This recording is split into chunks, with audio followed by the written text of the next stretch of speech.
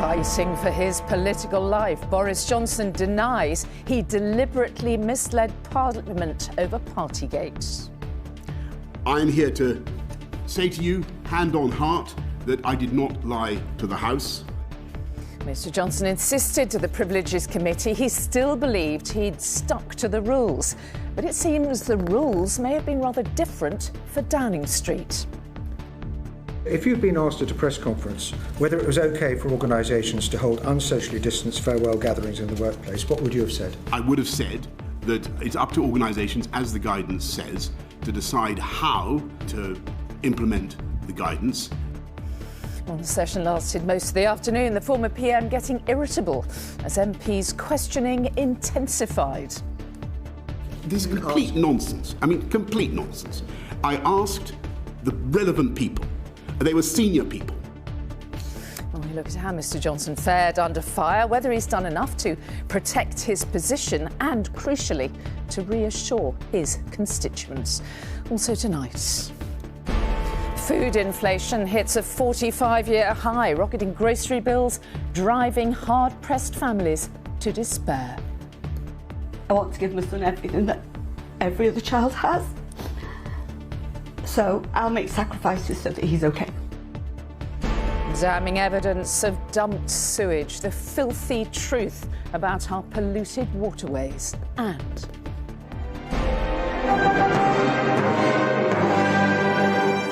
the health-giving power of music, the orchestra bringing joy and more to their audience.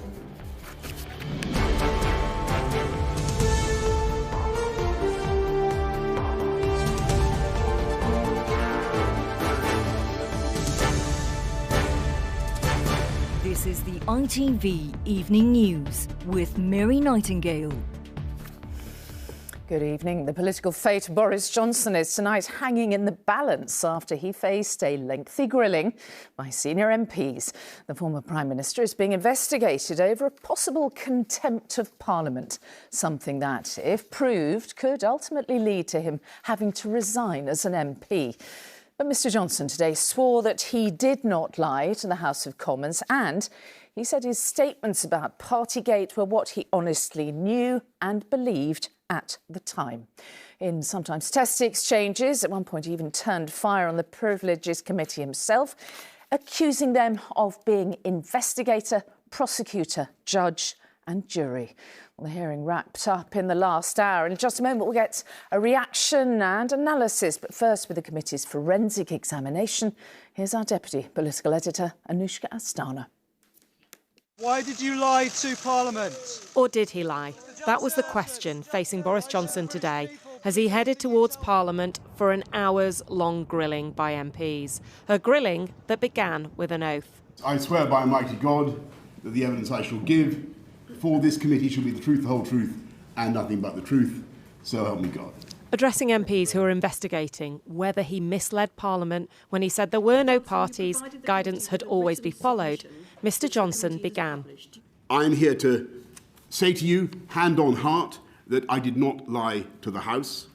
When those statements were made, they were made in good faith and on the basis of what I honestly knew and believed at the time. He urged the 7 members of Parliament's Privileges Committee not to trust his former chief aide, Dominic Cummings. He has every motive to lie. And then turned to the first part of his defence, focusing on the layout of number 10 Downing Street. It's a cramped, narrow 18th century townhouse. We had no choice but to meet day in, day out, 7 days a week in an unrelenting battle against COVID. I had to call many meetings on the spot and to call make a great many high-speed decisions. But was he really making high-speed decisions in this first image pulled up by the committee? Was this leaving drink for then Director of Communications Lee Kane really necessary? 2 senior officials, those senior advisors in government, had left their jobs in very, very difficult and challenging circumstances. And it was necessary to steady the ship. It was necessary to show that there was no rancour, that the business of the government was being carried on. Mr Johnson argued that social distancing was maintained to the best of their ability. You can't expect human beings in an environment like number 10 to have, as it were, a invisible electrified fence around them. They will occasionally drift into each other's orbit. The comment angered bereaved families, and there was plenty of scepticism from this committee as well. But I don't think we agree with your interpretation of the guidance. There's a gathering taking place with between 25 and 40 people.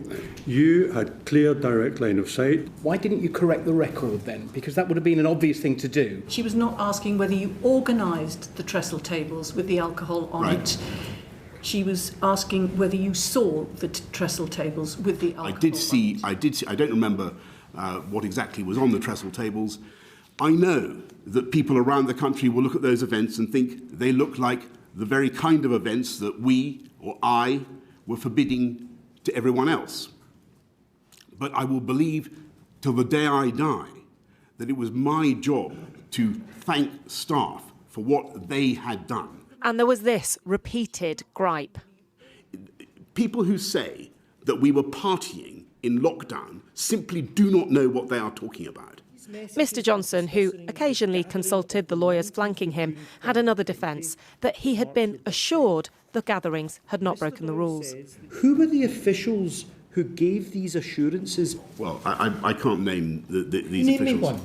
I don't know if I can. And then another question from another Conservative that led to some anger. Perhaps I put it to you, Mr Johnson, you did not take proper advice. I did say, this is complete nonsense. I mean, complete nonsense. I asked the relevant people. They were senior people. They've been working very hard. And back he came to that key defence that to him, the Downing Street gatherings were not parties. But they did force Boris Johnson out of this building.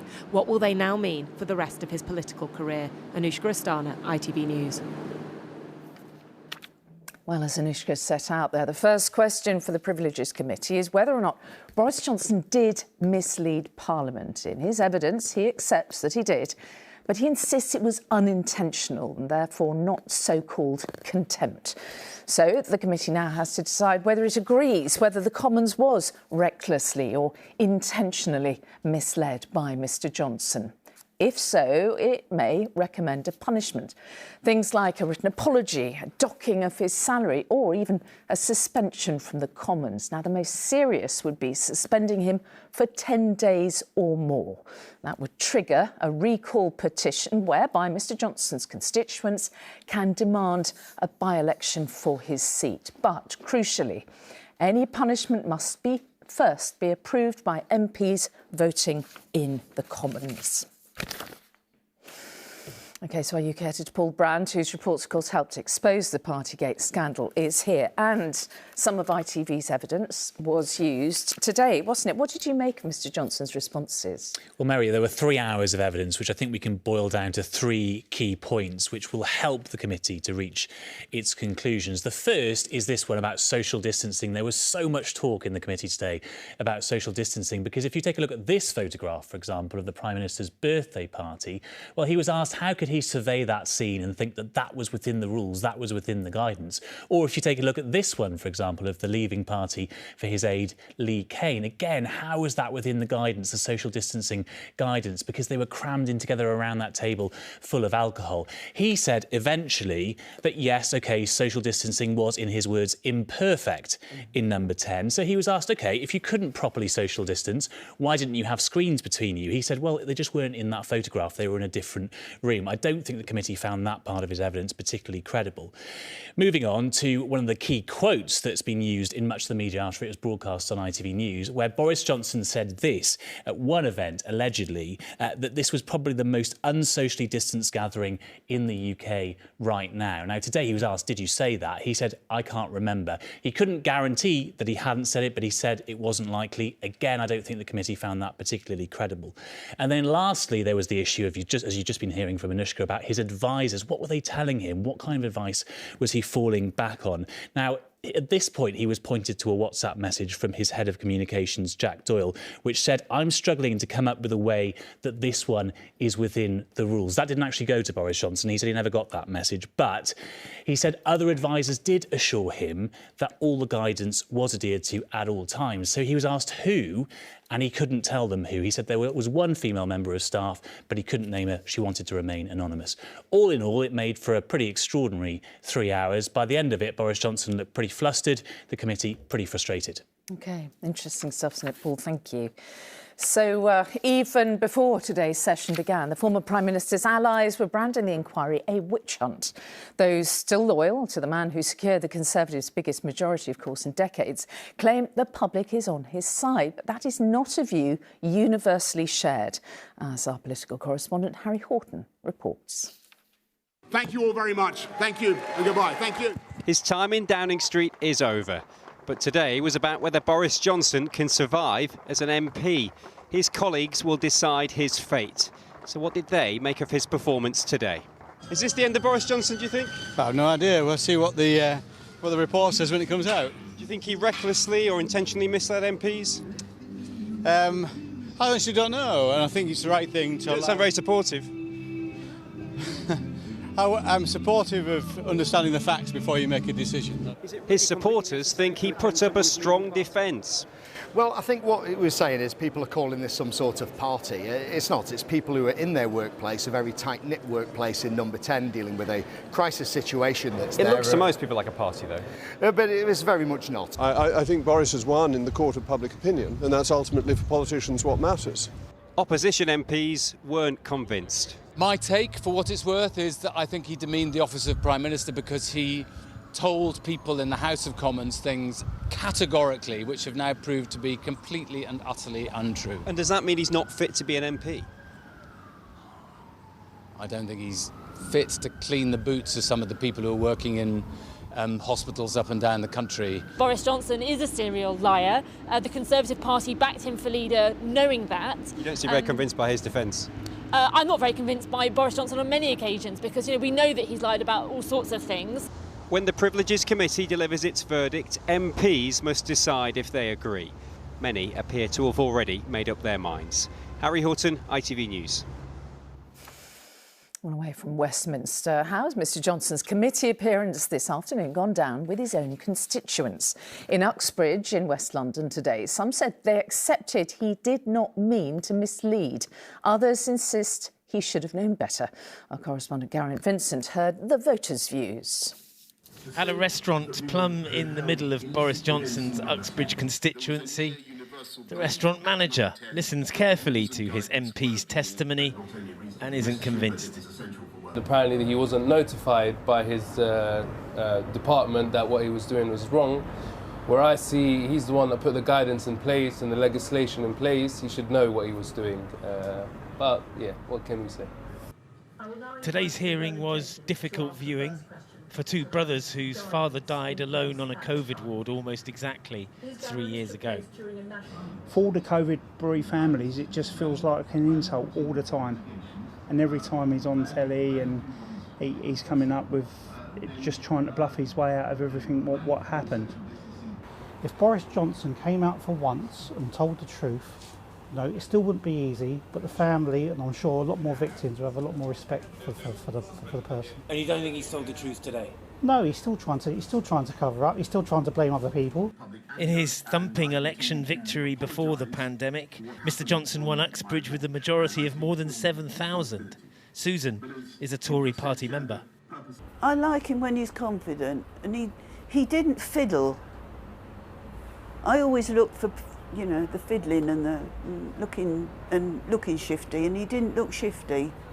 And I thought, he struck me as, and I know I'm biased, but even so, he struck me as being convinced what he did was right. I believe that it was not his intention, and as a human level, yes, I was convinced with his statements. Would you vote for him again? For Uxbridge as an MP, yes, I will. But the guidance was not being followed. Are you convinced by him? No. I believe he sat with his lawyers around the table and worked out exactly what to say, what not to say. Rachel Sharp edits the local newspaper. Boris Johnson is one of her regular columnists. We're very used to seeing him playing the clown, and that's one of the reasons that a lot of people do like him, for his kind of the way that he can behave sometimes. Very different today, though. He's actually quite serious. His demeanour is different, which I would suggest shows the seriousness of the situation. This could be very serious. If he gets suspended from Parliament, this could mean a by-election, could be the end of his political career. The Westminster hearing has many possible outcomes, but it may yet be the voters of Uxbridge who pass the final judgment on the testimony of Boris Johnson. Geraint Vincent, ITV News.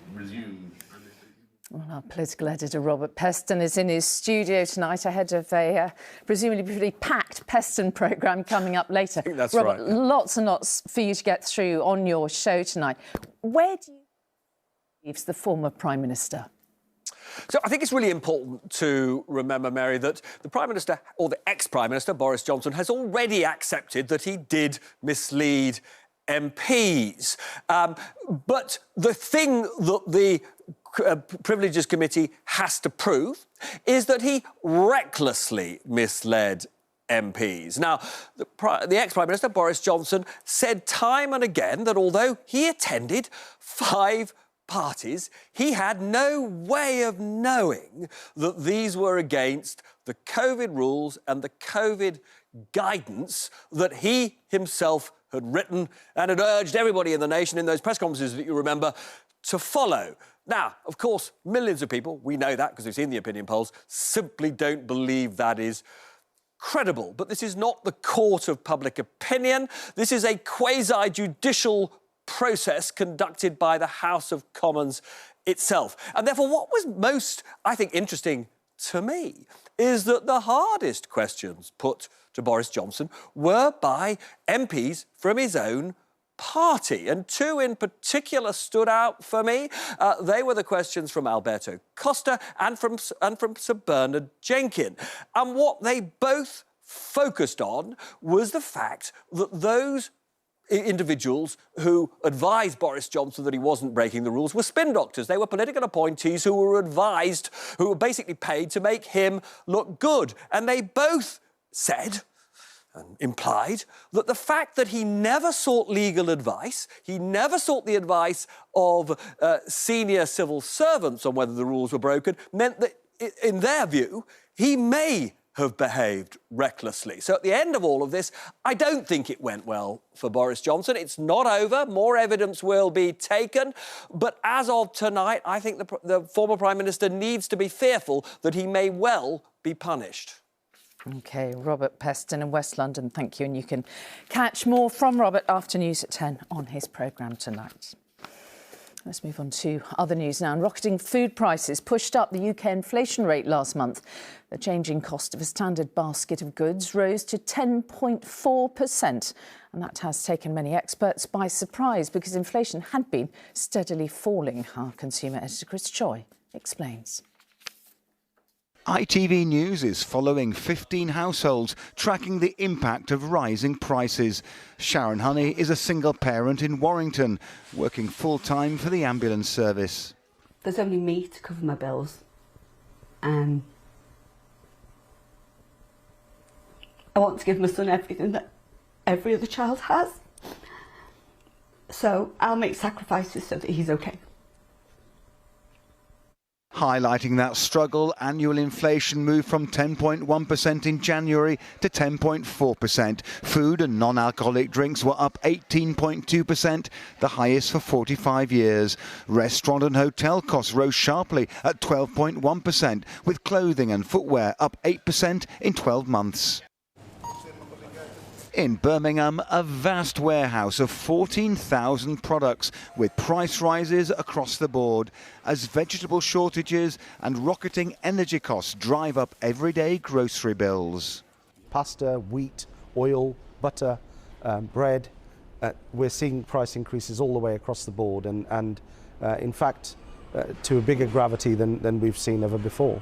And nowadays, people are thinking far more seriously about buying pricey goods, the experts say. Food prices last rose this much back in 1977, when weather was blamed. Today, economists are left re-evaluating their financial predictions. when are these price rises going to reduce? Already people can't cope with what we've had. Unfortunately, prices don't seem to be evening out as fast as people previously thought, although most economists do expect that over the course of this year the headline rate of inflation will come down. Many shoppers fear high inflation makes interest rate rises likely, making their finances lurch from bad to worse. Chris Choi, ITV News. Well, our economics editor Joel Hills is at the Bank of England tonight ahead of their decision tomorrow on whether or not to put up interest rates. So, Joel, how will today's figures play into the bank's decision tomorrow? Well, for what it's worth, markets are betting that a rise is absolutely nailed on. The thinking only yesterday, Mary, was that the Bank of England would probably pause, not least in light of the recent bank failures that we have seen. But tonight, in the United States, the Federal Reserve, America's central bank, has increased rates by 0.25%, and the bank here is expected to do exactly the same tomorrow. The point here is that inflation did tick up unexpectedly last month, but most economists, as you were hearing do expect it to fall really quite sharply during the course of the rest of this year. We've seen on the international markets the price of oil, of electricity, of gas, of a series of agricultural foodstuffs, actually wheat, maize and barley, fall very significantly in recent months. We've seen shipping costs absolutely plunge. These things collectively will slow the rate at which consumer prices increase. If the bank does raise interest rates tomorrow, it will be because there is some evidence that companies continue to raise their prices to protect their profits, and that company workers are demanding and in some cases getting higher pay. OK, Joel Hills outside the Bank of England. Thank you. Well, there's plenty more still to come in the ITV Evening News, including calls for tougher sanctions for water bosses as the scale of sewage being dumped in our rivers is revealed. And you're doing a really important job out here and defending our freedoms. Prince William's message of support as he visits British soldiers based just an hour from the Ukrainian border. And we will be back with that and plenty more after this short break. See you then.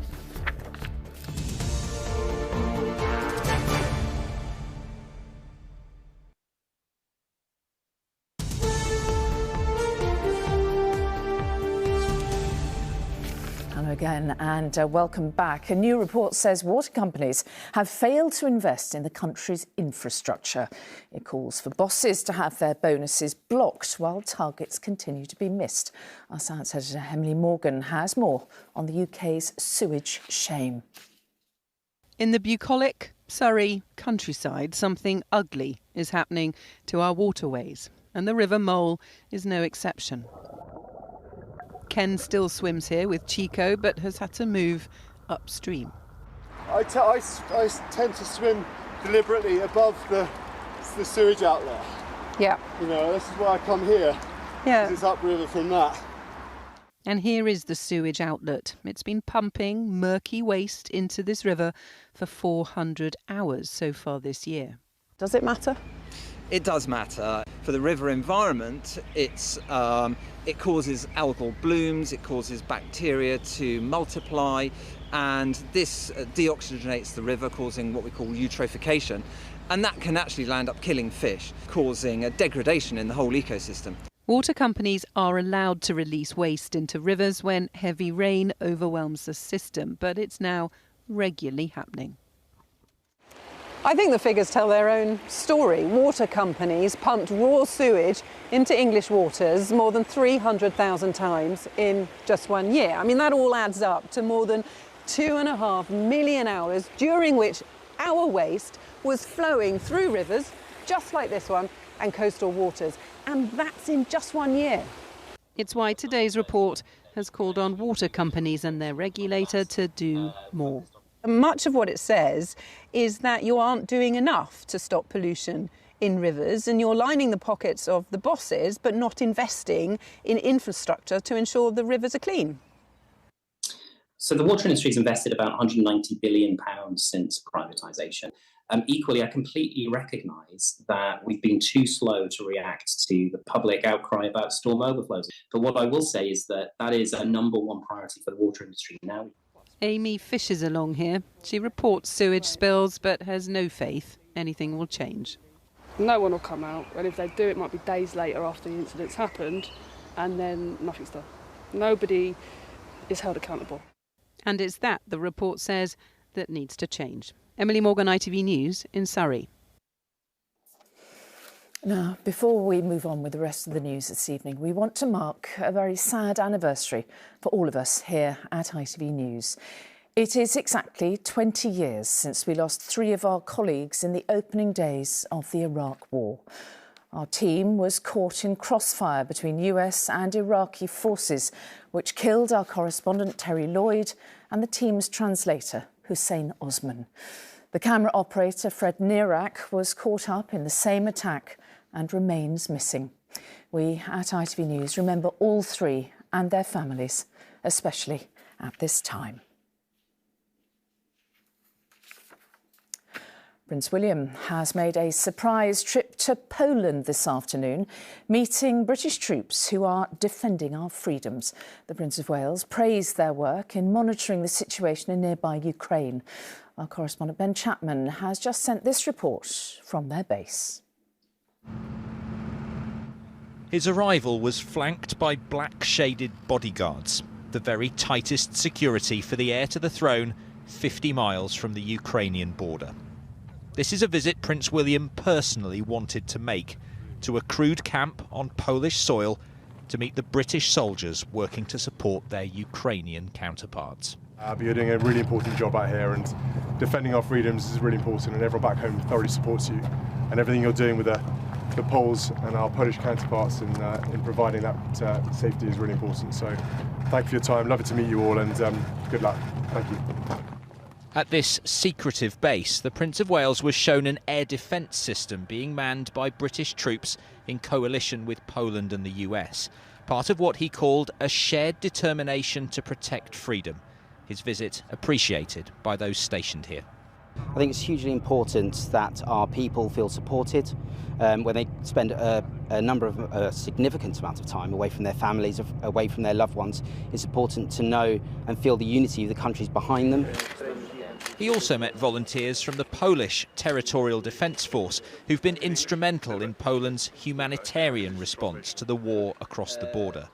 On this trip, he'll also meet Ukrainian refugees and the Polish president, as the prince, now first in line to the throne, takes on an ever more serious role.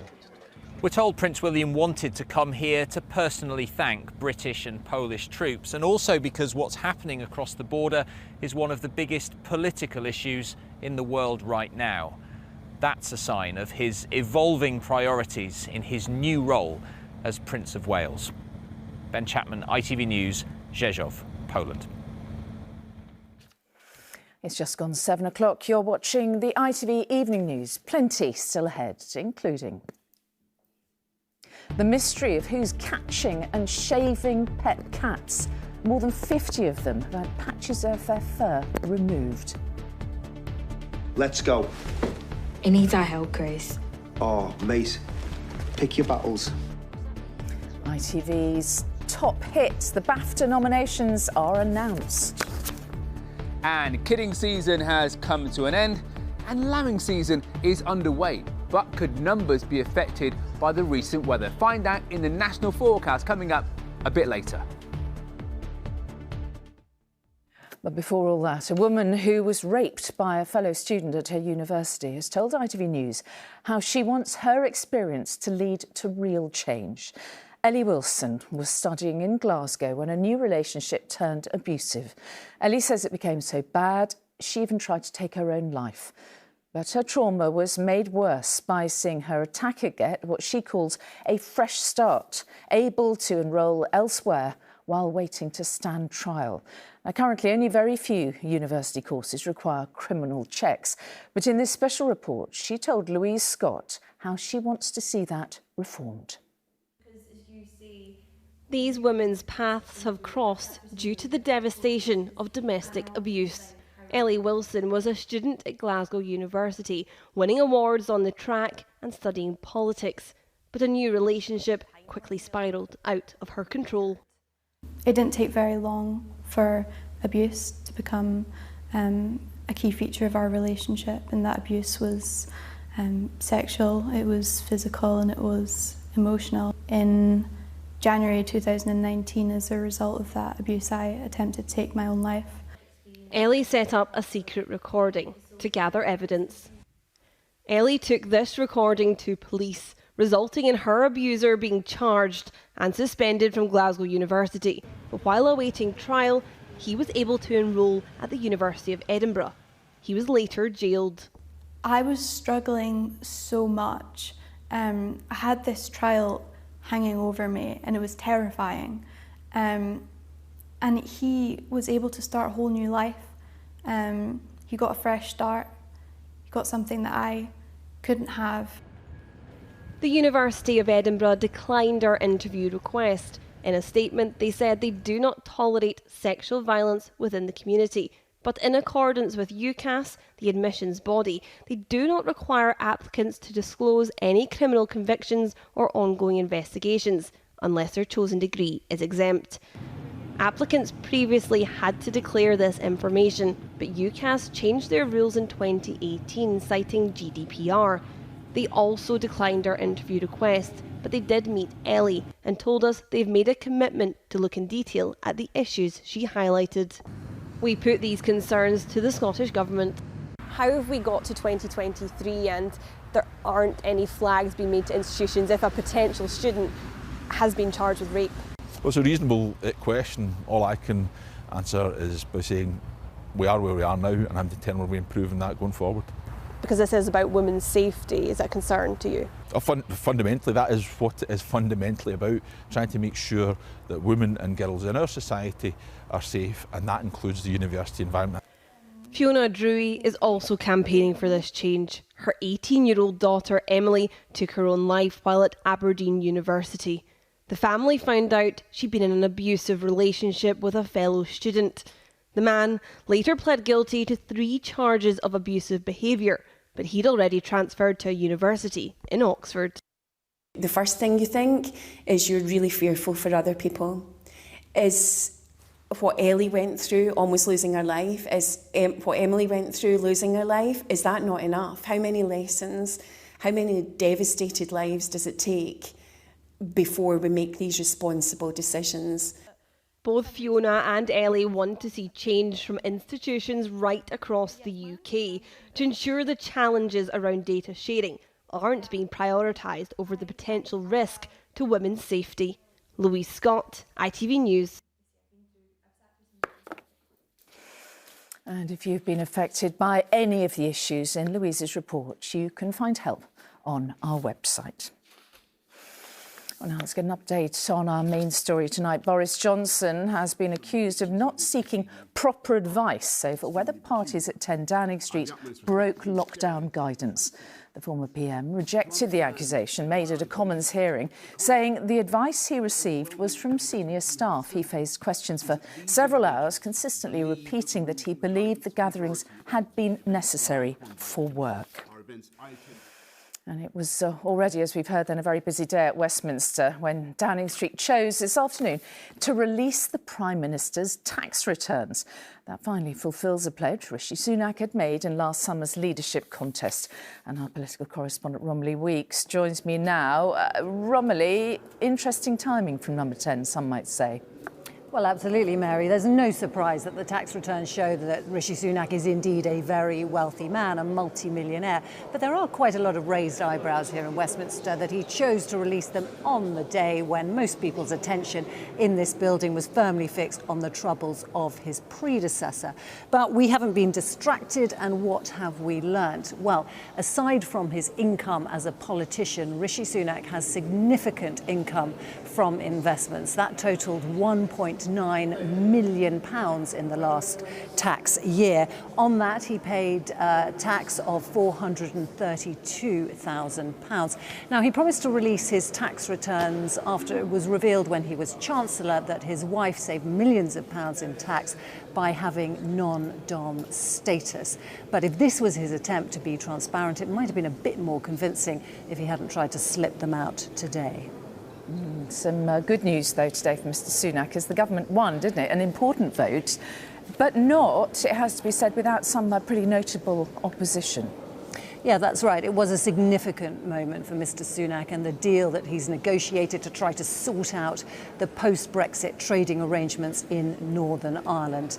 It did pass a vote here in the Commons this afternoon. There were some significant rebels, not least Liz Truss and Boris Johnson, who had to leave that Partygate hearing to rush down here and vote against the deal. But there will be relief in number 10 that the rebellion was limited to 22. They didn't have to rely on Labour votes to get it through. And there will also be hope that Boris Johnson's ability to spearhead significant rebellions might be on the wane. OK, Romilly Weeks in the Houses of Parliament, thank you. We're looking at some of the day's other news now. And the First Minister of Scotland, Nicola Sturgeon, has formally apologised to thousands of women who were forced to give up their babies for adoption. The First Minister's apology follows the practice whereby unmarried women were coerced into adoption during the 1950s through to the 1970s. Around 60,000 women in Scotland gave up their children during that time. The man accused of killing 9-year-old Olivia Pratt-Corbell last August has told a court he is a dad, not a killer. Thomas Cashman, who's 34, says he was smoking drugs at the time of the shooting and claimed he was getting the blame for something he hasn't done. The trial continues. 33 people have been injured after a ship tipped over at an Edinburgh dockyard. The 3,000-tonne vessel, which is owned by the US Navy, ended up leaning at a 45-degree angle after it became dislodged from a dry dock. 21 people were taken to hospital, while 12 others were treated and discharged at the scene. And planned rail strikes in the capital in March and April have been called off after discussions between the RMT union and the rail delivery group today. RMT union members, who work for 14 train companies, including train guards, were due to walk out on March the 30th and April the 1st. Now, to the mystery surrounding what cat owners have described as a disturbing spate of attacks on their pets. There are more than 50 reports of pet cats having had their fur shaven off across the southeast of England. And there are warnings tonight that it could become a daily occurrence. Indeed, it is already. Our correspondent Ellie Pitt has more. Coco has always been a playful, happy cat who liked her tummy being tickled until she was attacked 2 days ago. I was stroking her and then felt kind of this stubbly area on her tummy, and I actually realised that they've actually shaved the insides of her thighs and her tummy area as well, so it wasn't just the outsides of her legs. Since the shaving, Coco has been unsettled and become reclusive. How has it left you feeling that this has happened to your family pet? Really uncomfortable and really angry. It's just unnerved us, really. The person or people responsible have not been found. They've been targeting cats across Kent, leaving seemingly random shave marks on different parts of the animals. The police and RSPCA are not currently investigating, but Natasha runs an animal welfare organisation in the county and started mapping the reported shavings. When you zoom out, you could see the full extent of it and how scary it becomes the more and more and more pop up on the screen. She's counted 57 attacks since December. These animals, they look up to us for help, for food, for love, for comfort, for safety. I'm concerned that the individual or individuals that are doing it could potentially go into something worse or more sinister. With these inexplicable acts of abuse on innocent animals happening regularly, some owners are trying to keep their cats indoors until their beloved family pets are safe on the streets again. Ellie Pitt, ITV News, Kent. Now, Bafta has revealed the nominations for its TV awards, with 128 programmes in the running. They include the BBC's This Is Going to Hurt and the next Netflix series, The Crown. And there are also 19 nods for ITV too, including the Martin Lewis Money Show Live. Our entertainment reporter Rishi Davda has been looking at the nominations. You go and find the anaesthetist. It's the doctor that makes you go sleep. It's stories of the front line that are the front runners at this year's TV Baftas. Hey, Andrea, it's going to be fine. This Is Going to Hurt, the dramatic following of a junior doctor, has 6 nominations. He doesn't have any food. Look at the size of him. As does The Responder, a series centred on a police officer in Liverpool. The writers of both shows retelling their own real-life experiences on the small screen. I think the shows that really resonate with viewers and with critics at the moment are shows that actually tell a story about our society, maybe highlighting an issue that needs greater people, more people talking about it, might be sort of highlighting an injustice. Well, I think you should just get dressed. In the lead actress category, Kate Winslet picked up a nomination for I Am Ruth, while Imelda Staunton got one too for her work as the Queen on The Crown. Harry Potter star Daniel Radcliffe got his first ever BAFTA nomination for his portrayal of Weird Al Yankovic. 85% of homes are now on. Martin Lewis, who won a National Television Award last year, scored a nomination for the Martin Lewis Money Show Live. Someone throughout the show should find something that puts more money in their pocket. It's wonderful that television can acknowledge a format that, if we're really honest, in truth, would never have been commissioned as it is now. It is a PowerPoint presentation backed up by a Q&A. Who'd have thought that would work on television, let alone be nominated for a BAFTA? Now, without that picture, there's no evidence, is there? One of the surprise snubs was Coronation Street, which won Best Soap last year, but didn't even make the shortlist this time round. Do you consent her? Those who did get the nod for the TV awards have now got a nervous 7-week wait to find out if they've won. Rishi Davda, ITV News. Better still to come on the ITV Evening News, including the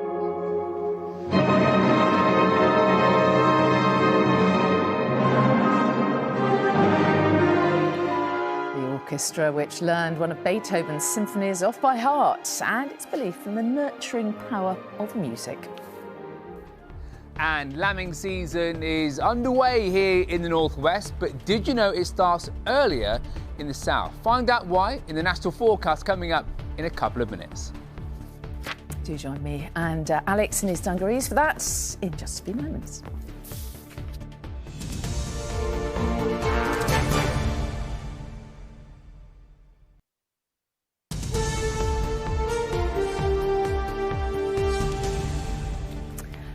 Welcome back. The start of spring is really upon us, with sheep farmers gearing up for one of their busiest times of the year. Each lambing season, around 16 million ewes give birth across the UK. But last year's long, hot summer may have had an impact on that figure. And Alex is at a lambing barn in Ashton-under-Lyne. Tell us all about it, Alex. Good evening, Mary. Yes, at Cockfield Farm, around 40 minutes outside of Manchester. And yeah, we spoke to the National Sheep Association earlier today, and they are worried that numbers could be down this year. And that is probably going to be down to the weather, actually. The droughts and the heat waves that we had back last summer killed off a lot of the grass, less grass around. Well, that could affect the fertility. Obviously, we won't know if it's down until we get to the end of the lambing season. It's only just started here in the northwest, as you can see behind me, but it started a little earlier in the south, and that is down to in the autumn, nights drawing to a close sooner in the south. That triggers melatonin, which then kicks off the mating season. But what are the perfect conditions to give birth to a ewe? Well, earlier we found out. The perfect conditions to bring a lamb into this world is it's got to be warm and it's got to be dry. Now, obviously, up here in the north, we don't get a lot of that, so we bring them inside during the winter months to lamb inside. We'll give them a few days, maybe a couple of weeks, depending on the weather conditions. Make sure they're tip-top condition before we put them out into the fields to enjoy the spring grass. Well, the conditions here in the northwest haven't been favourable over the last few days. We've certainly seen a few showers around, and we are going to hold on to some fairly changeable weather as we head through the next few days. But there is going to be a slight downward trend in the temperatures. Yeah, you're not too happy about that. So let's take a look at the forecast now for the whole of the UK.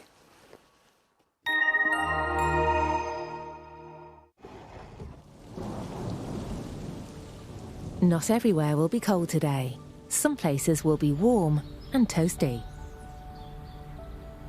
Heinz Beans sponsors ITV National Weather. Well, there's certainly going to be a few more showers to come over the next few days, but also some bright spells of sunshine, much like we had for a period of time earlier today, and there will be a slight cooling trend in our temperatures as we get towards this weekend. But let's take a look at our pressure pattern, and you can see it stays very unsettled as we head through the next few days. More weather fronts yet to come in, so do keep your body handy. There will be showers around at times, and also quite breezy as well. Not as strong as the winds that we had earlier today up across Scotland. That wind warning has now expired.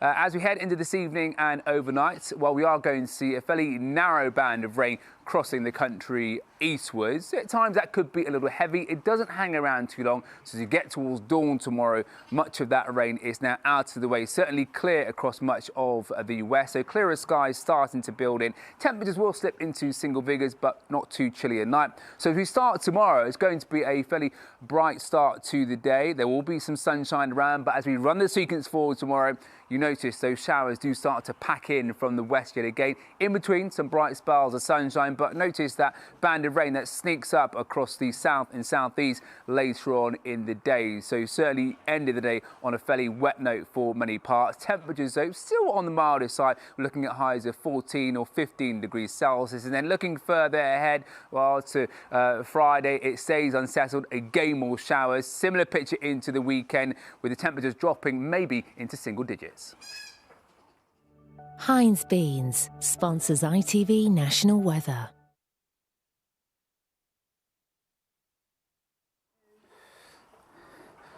Well, that is your forecast, Mary. I couldn't help but introduce you to Hercules here. He got orphaned, but he's being well looked after here at the farm, and it's feeding time, so I've got a job to do.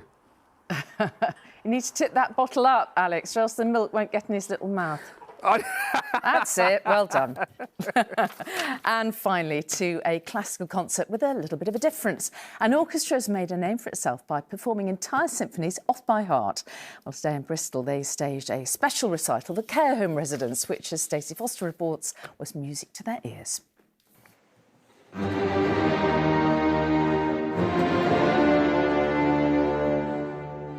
4 famous notes echoing around the beautifully ornate setting of Bristol Cathedral. An immersive performance where the whole of Beethoven's Fifth Symphony is being enjoyed by an audience, with the musicians playing right beside them. It's a totally different kind of audience experience, particularly when you're up close to them like we are today. It feels like a different thing from seeing this far away, distant object on a stage and feeling that you don't quite have a connection with it. All those invited to listen live in local care homes.